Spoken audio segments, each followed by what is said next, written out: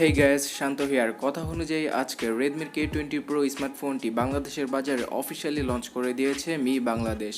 তো চলুন জেনে নেওয়া যাক যে কোন ভার্সনটিকে লঞ্চ করা হয়েছে এবং কত দামি বা লঞ্চ করা হয়েছে। আমি ইন্ডিয়ান প্রাইসের সাথেও কম্পেয়ার করে জানিয়ে দেব যে এই ফোনটির প্রাইসের গ্যাপ কত রয়েছে ইন্ডিয়া থেকে বাংলাদেশের ভিতরে। ফার্স্ট অফ অল বলা যাক যে K20 এর শুধুমাত্র একটি ফোনকেই লঞ্চ করা হয়েছে, সেটা হচ্ছে গিয়ে K20 Pro এবং এর 256GB ভার্সনটিকেই লঞ্চ করা হয়েছে, অর্থাৎ সবচেয়ে হায়ার ভেরিয়েন্ট, আর যার দাম রাখা হয়েছে 49,999 টাকা।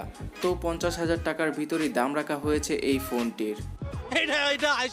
জিনিসটা কিছুটা হাস্যকর মনে হলেও আসলে এটাই বাস্তবতা। ভ্যাট এবং ট্যাক্সের কারণে এত বেশি চড়া দাম রাখা হয়েছে এই ফোনটির।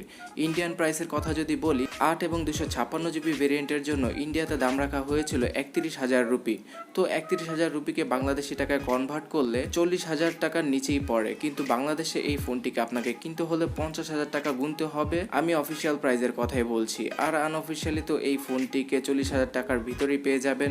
তো কেনই বা এত চড়া দাম এবং সরকার এত ভ্যাট এবং ট্যাক্স কেনই রাখে, সেই সম্পর্কে আমি আপনাদের একটা ডেডিকেটেড ভিডিও বানিয়ে জানিয়ে দেব, তো তার জন্য ওয়েট করুন। তো চলুন এবার জানা যাক যে এই ফোনটির ভিতরে কি কি রয়েছে। কোয়ালকম স্ন্যাপড্রাগন 855 প্রসেসরের সাথে আসে এই ফোনটি।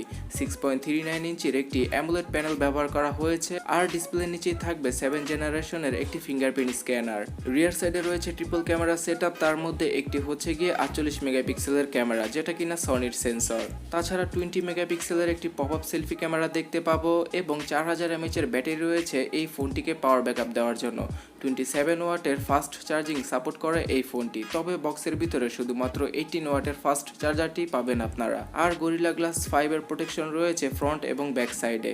তাছাড়া এই ফোনের বিশেষ ফিচার হচ্ছে গিয়ে 8 লেয়ারের একটি কুলিং সিস্টেম ব্যবহার করেছে, যাতে করে এই ফোনটি খুব দ্রুত গরম না হয়ে যায়। এবং অনেকেই কোশ্চেন করে থাকে যে বাংলাদেশে কি চাইনিজ ভেরিয়েন্ট লঞ্চ হয় কিনা।